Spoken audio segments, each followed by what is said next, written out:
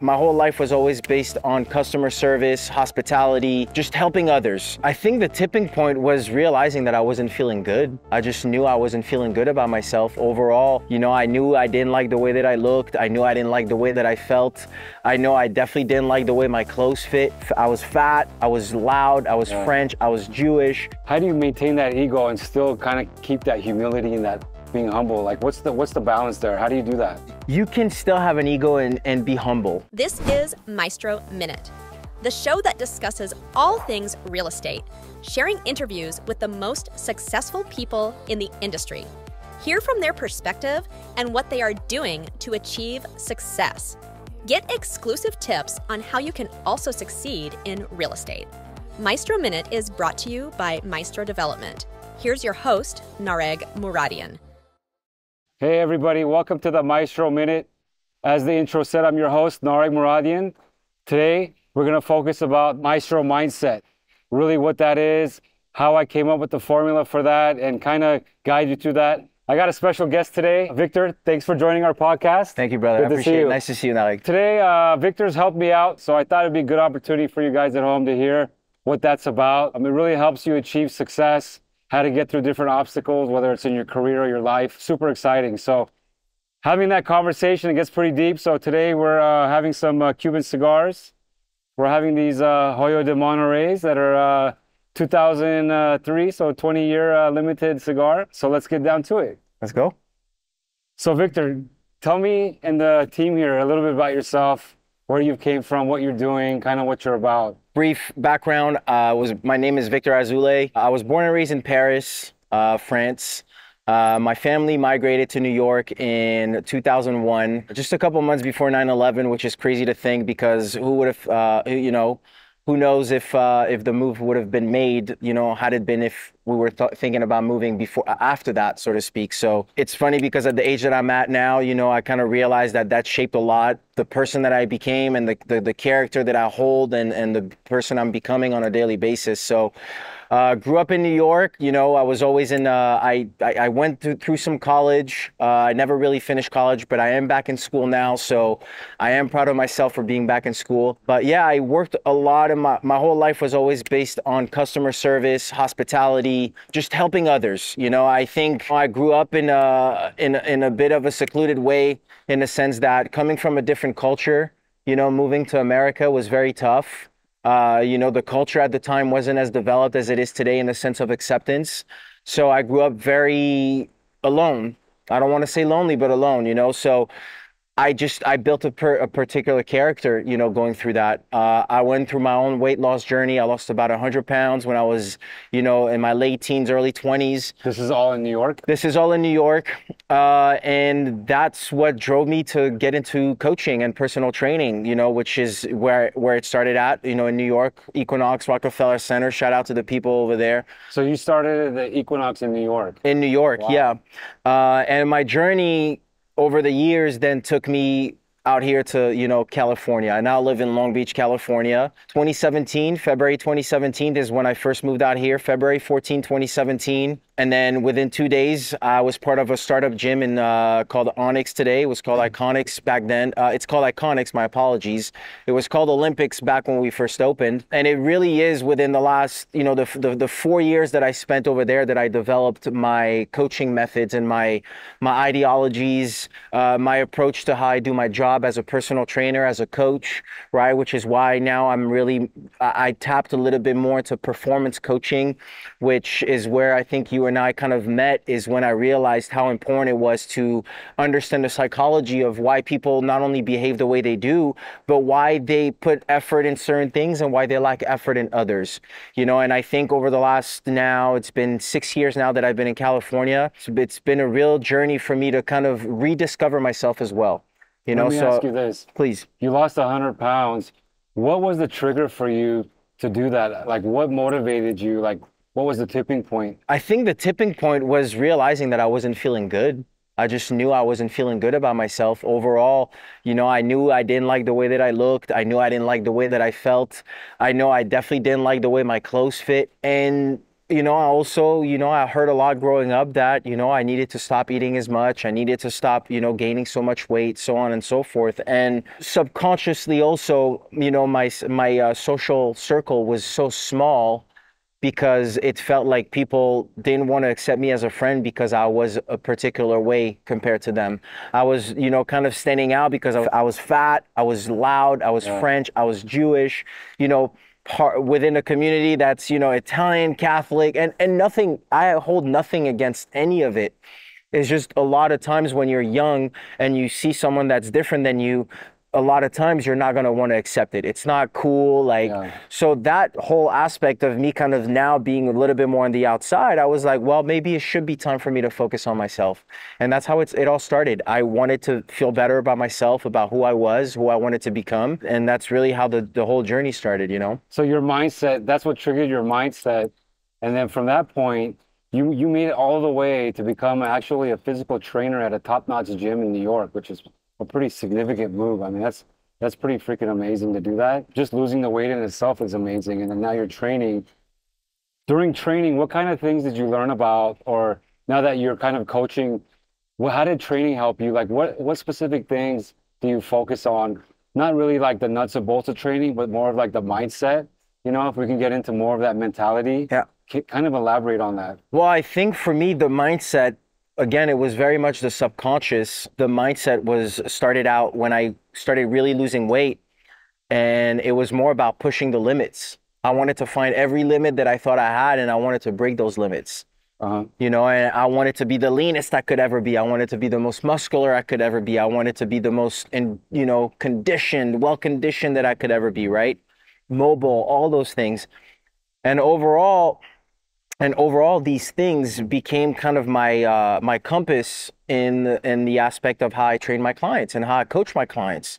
How do you find the areas where my job as a coach today is to be able to see the potential in the person I'm working with. It's not to look at what they're lacking. It's not to look at, what they're missing in their life. It's not looking at where they're fucking up or any of those things. Can I look at someone and see the true potential within them that they're incapable of seeing at that particular moment, maybe because of the stressors that they have going on in their lives, right? So my job is to bring that out of you. And the more I work with someone, the more I take the time to get to know a client of mine, the deeper we can get to the root of things. And once you get to the root of things, then you can start creating that mindset and the confidence that that person truly has within them. That is, let's find out the limits. Let's figure out what my limits are, because if there's a limit, it's meant to be broken. And my goal with each and every client of mine, I want to find those plateaus and those limits that they may feel they have in their life, whether it's losing weight, whether it's lifting heavier weights.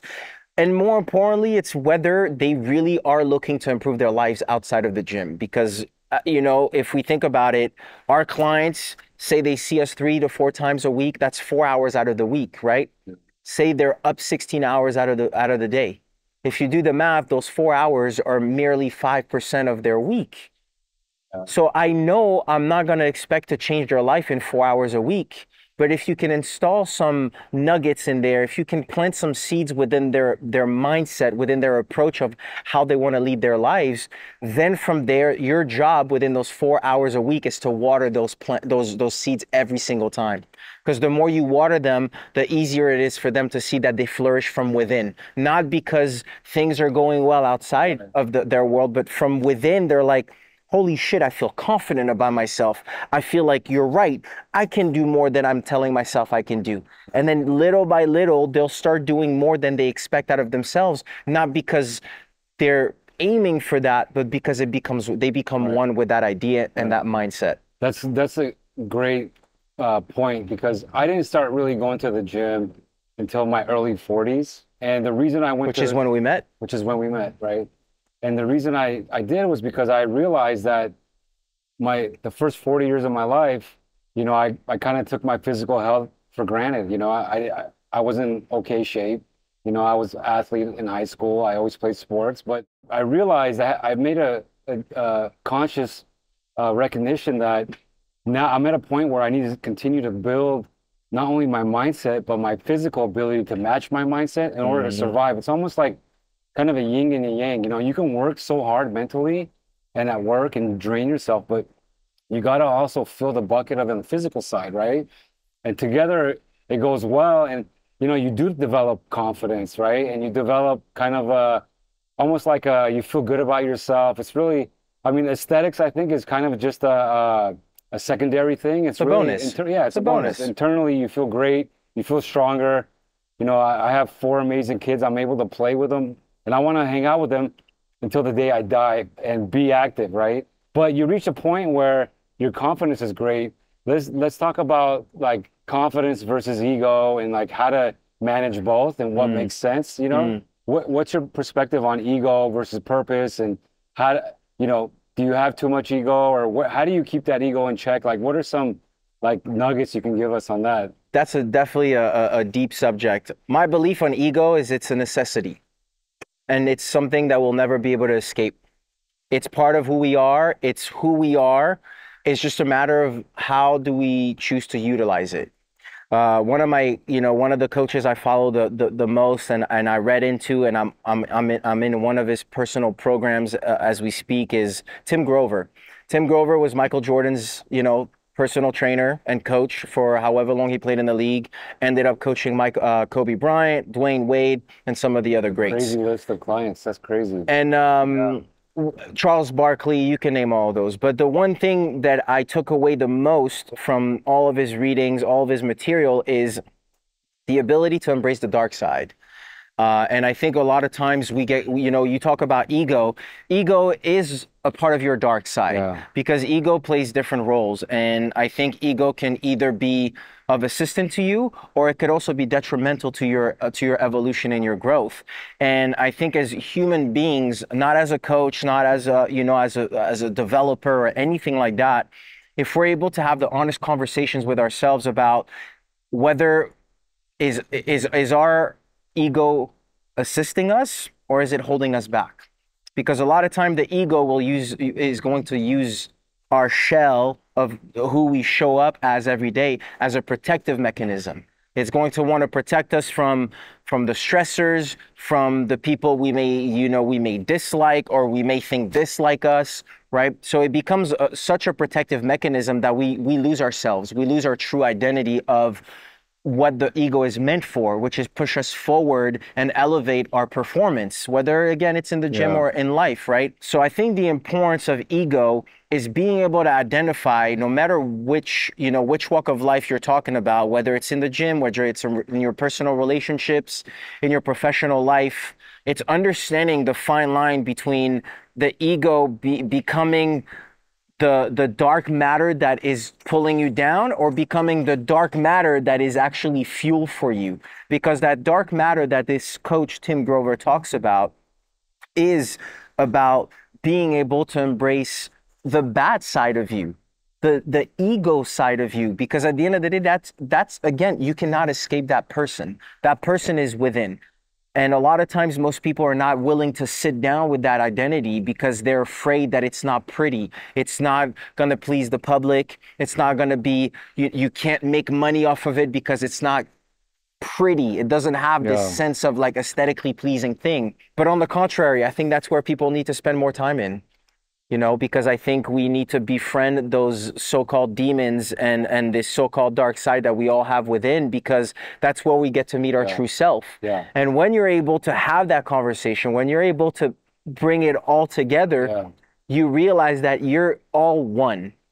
And that's when I think your ego gets in check, and your ego now becomes absolutely valuable to your growth, because now you've accepted all of yourself, the good, the bad, and ugly. And by doing so, you're allowing yourself to move forward as 100% yourself without having to water yourself down. So let me ask you this.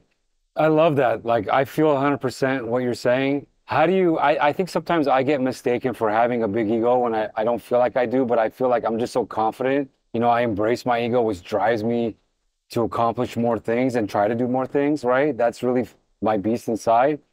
But I'm a down-to-earth, humble person, but I think sometimes it comes across, or the perception comes that way. how do you maintain that ego and still kind of keep that humility and that being humble? Like, what's the balance there? How do you do that? That's a great question. I think that's still something that I'm working on, you know. You How don't do you, you don't come across that way though, from my experience with you. I feel it's like you're not super, about coming yeah, across that way. It's about carrying yourself that way. And I think that's, you know, that's where that identity kind of probably gets lost is you can still have an ego and be humble. And that's where confidence comes in. Confidence is an egotistical trait, is an yeah, ego trait, but it's not a negative trait. It's a good trait. right, You should be confident. right, Michael Jordan was probably one of the biggest and the most egotistical sports figures we've ever had. And yet he was humble enough to wake up every morning and practice harder than anybody else, even though he knew he was the best. yeah, That's confidence. That's ego because you know you're the best, but the confidence is going out and practicing every single day like it was your yeah, last practice. And again, having that balance, being able to find that balance or being able to manage the both at the same time is hard because we live in a society now, I believe so at least, we live in a day and age and in a society where most people want you to be, you know, real and honest with them. They want you to open up, you know, and be as transparent as you can be. But don't be it yeah, if it's not gonna make me feel good about myself, right? So it's like you can't expect someone to be confident about their craft and about how they choose to carry themselves in their life, and yet ask them to lower that standard because it doesn't make them feel good about themselves. You don't ever do that. You don't dim your light yeah, because it shines too bright for someone's path. Like right, that's who you are. right, And at the end of the day, your light has to shine to keep the lights in your house, to right. keep the lights on in your house, to keep that fire inside of you. That's 100%. That. How do you like the cigar? It's Smooth, right? absolutely fantastic. Smooth. One of the best cigars I've had for We sure. got to come up with a Maestro label. We were talking about that a while back, right? Well, that's another episode. We'll do another time. We have to do like a little wine and wine, get some whiskey and drinks. cigar. Yeah, absolutely. And I don't drink, but I'll make an exception for this Right. guy. We'll get some Maestro labels here. Let's go. So ego leads me to that next topic I want to talk about. Was really this. By the way, I don't mean yeah, to cut you off. I think it's, you know, I hope my answer helps people out there. I know it's such a deep topic. You know, we can spend hours talking about the difference between confidence, ego, which there aren't really any differences. It's just how do you work with it all? Because at the end of the day, like I say, you can't escape ego, but you can lose your confidence. yeah, And when you lose confidence is when the bad ego comes in. And that ego that wants to protect you and the ego that's, you know, that may act right. off center because it's trying to protect itself. So that's why it's like You got to be self-aware. And you see have to that, be yeah. self-aware. You have to self-practice. Self-practice is being able to have real deep, honest conversations with yourself about where you stand today as a man. What are you doing today to better yourself as a man, not as a coach, not as a real estate developer, not as a fucking president of the United States. What are you doing to get better at being you? Because no matter where you go in life, being you is going to annoy people as much as people are going to love it. But knowing not to water yourself down because people can't handle you at 100 proof is also a really hard thing to do.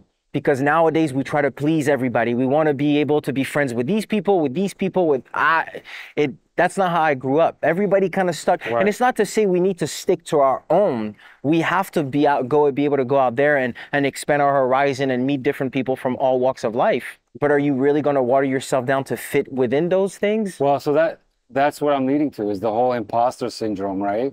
The copycat stuff. How do you avoid that and maintain your trajectory and your career growth, right? Yeah. Shed some light on that. When you peel back everything, when you peel back the very core of your identity, why do you do what you do? Because imposter syndrome is doing what you know how to do, but not knowing whether you should do it this way or that way or the way they do it, because everybody does it so differently, and some may seem more successful than others because they do it a certain way.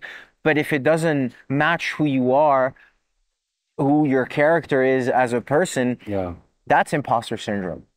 And we all get caught up in it because guess what? There's people that are doing way better than me, but I also know that there's people doing way less better than me. So this is where gratitude comes in. When you can be grateful to be where you are and to be able to have the impact that you can have on the people that you have in your life, not on the people you wish you had in your life, but the people you already have in your life, that's when you can finally step away from the light, from the shadow of imposter syndrome and get back to that confidence and get back to the fact that like only I can do what I do the way that I do. And that's confidence. So like what you're saying, there could be people watching this at home and getting a lot of good feedback that helps them that they're not hearing, you know? Some people go to the gym, some people don't. A lot of people, I feel like, especially after the pandemic, have become more like isolated, you know, and less like open to other people, whether it's family or friends, you know? So I think what you're saying here is super important. And I'm hoping people watch this and they kind of pick up some of the nuggets that you're saying, you know? Talking about ego, imposter, you know, be you, be better than you were yesterday, right? Yeah. That type of stuff. Yeah. Talk a little bit about the drive, like perspective, how to continue growing. Like, what's your mindset for that? What pushes you and keeps you growing to that next level? Not knowing whether I'm going to be here tomorrow or not.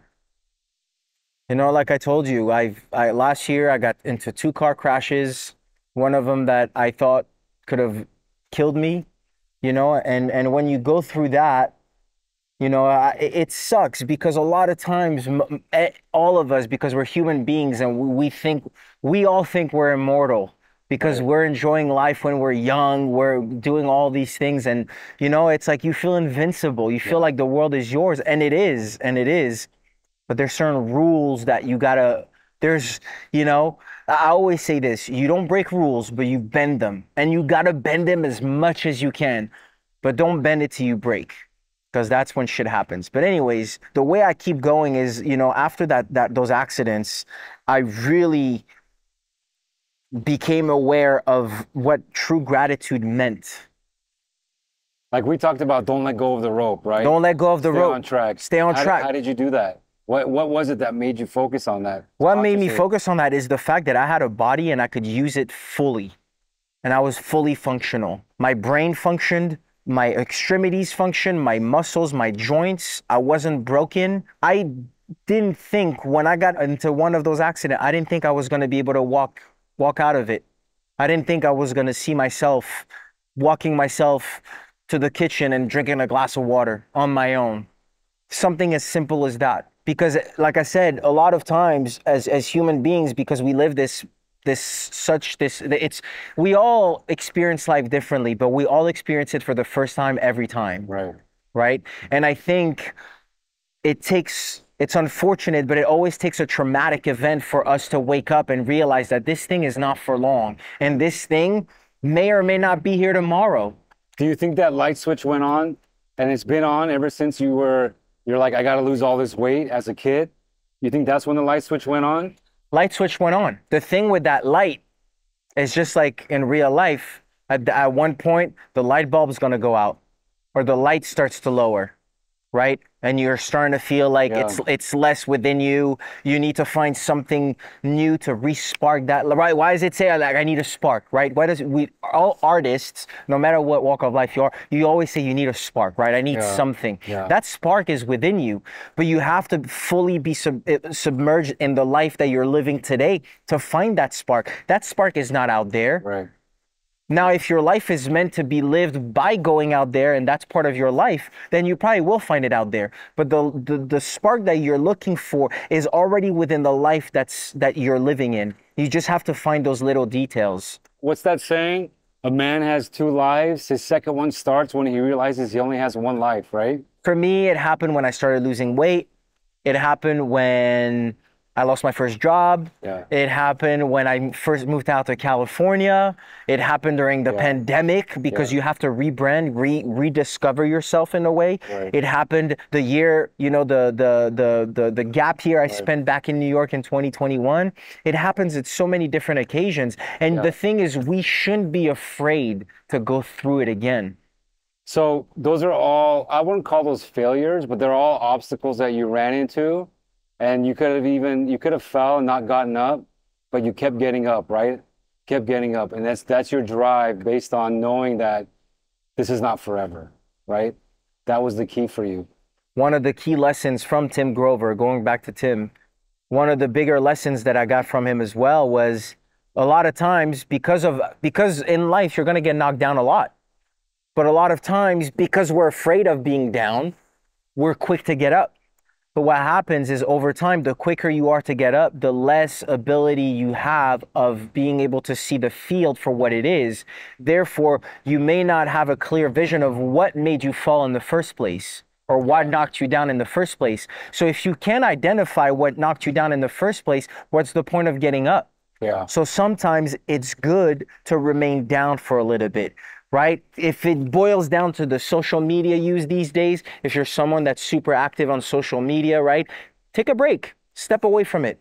Go experience real life as it is for you. Get a feel of like what it feels like to play with your kids, to take your wife out for dinner, you know, to spend just a weekend with your family or be out there with your friends, meet a friend for a cigar, for a drink, right? Do those things because when you're able to step away from, you know, because when we're constantly chasing something, we forget the value behind the simplicity of life. Right. And the simplicity of life today is being like today I'm able to say I live with a woman that I love. I'm happy. I may not have all the traction in the world on my social media feed, but guess what? I know that I'm great at what I do. The people I work with, I impact on a daily, and the people and the woman I live with and the people that I have in my life are strong ass bonds. Yeah. Strong ass bonds. If you can go down to those simple things in life, then the sparks become, they're everywhere. They're everywhere because you're inspired. You want to do good by them. You want to do good by you because they're a part of your life, right?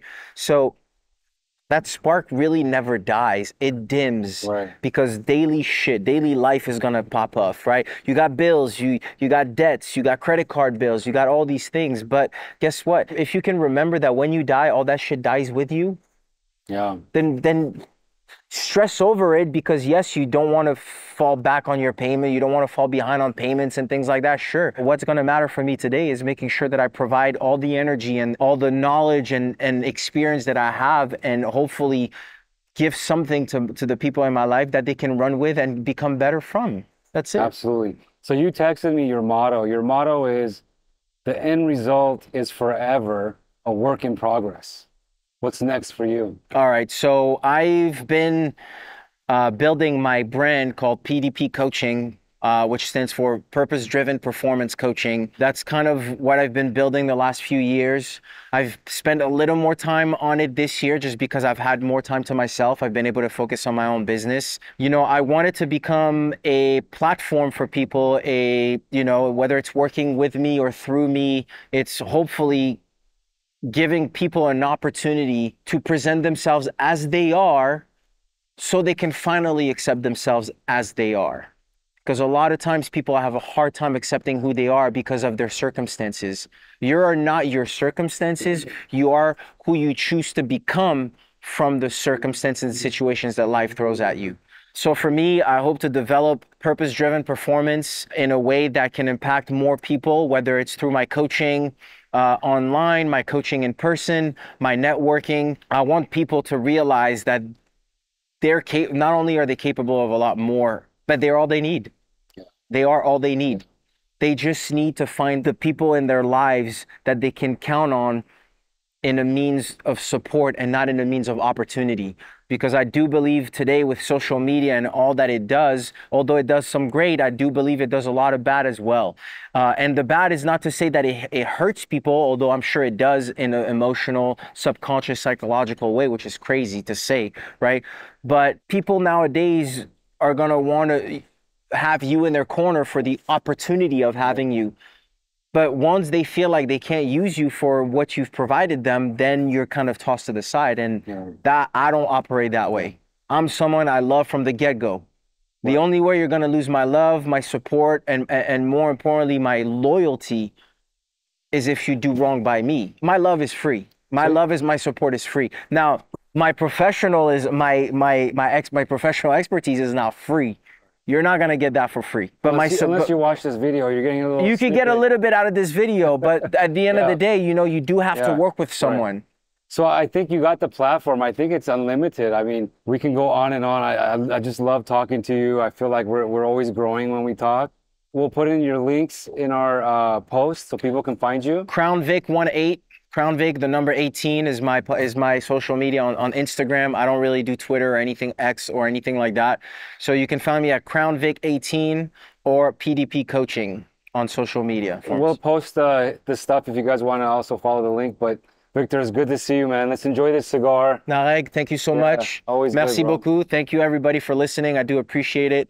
And thank you for having me on your platform. So everybody, that's our Maestro Minute for today. I hope you guys enjoyed it. Please like and subscribe and add any comments you guys like. We'd love to hear your feedback. And we'll see you guys on the next video. Thanks for watching. Thanks for tuning in to the Maestro Minute podcast. Make sure to rate this podcast if you found it helpful, share it with a friend that could use it, and follow us on all major podcast platforms. The Maestro Minute, powered by Maestro Development.